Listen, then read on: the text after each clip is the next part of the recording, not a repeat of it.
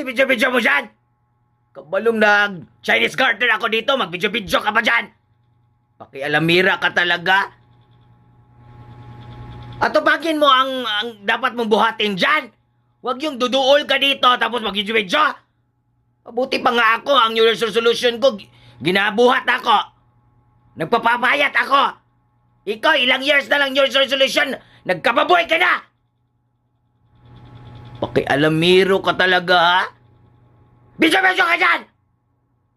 Militsi ka talaga na, humawa ka dyan o ilang purnas kita dito sa, tiles.